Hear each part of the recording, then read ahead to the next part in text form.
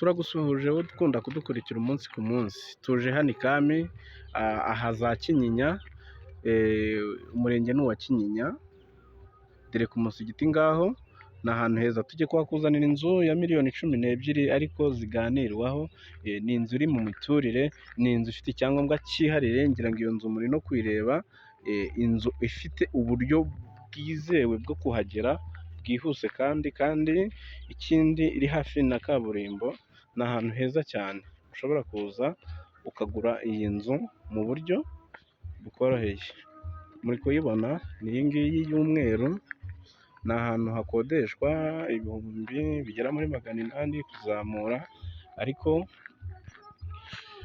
nabyo bikaba ari ibiciro bigenda biganirwaho. Ni ahantu heza cyane, karitsiye nziza cyane, nk'uko nabibabwiye, kuzigeramo uturutse kuri kaburimbo ushobora gukoresha amafaranga 500 kuri moto, noneho ukaba wakoresha na 300 ku igare.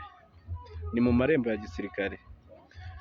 Ku bantu batahazi neza, urabona uri Kibagabaga, nk'abantu baba bazi Kibagabaga, uri Kibagabaga kugira ngo uhagere kuri moto bishobora kugusaba inote y'igihumbi gusa kuri moto, noneho mu izindiro, uvuye mu izindiro naho bishobora kugusaba inote y'igihumbi kugira ngo ugere aha ngaha hafi yo mu Gisasa.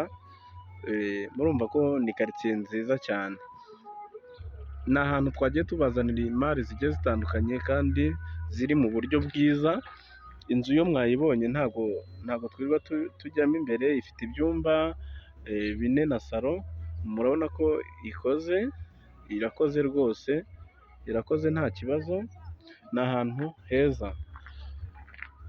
Aha hantu rero mwumvishe ko twagiye tuhabazanira ku inzu guhera kuri miliyoni 9, 11 no kumanura, kandi ibyo byose ni ibiciro biganirwaho na ba nyirazo bakaba baziguha.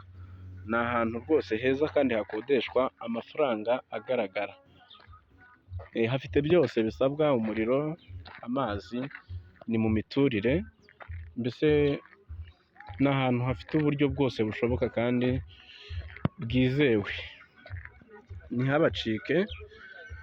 Ntihabacike kuko harahendutse.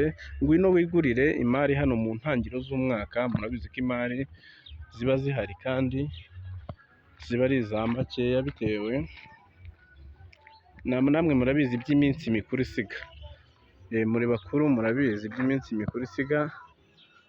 Ngiye kubazanira imari nyinshi ziteye zitandukanye kandi za make cyane, zunguka ku bacuruzi. Murakoze kandi turabashimiye, mugire ibihe byiza.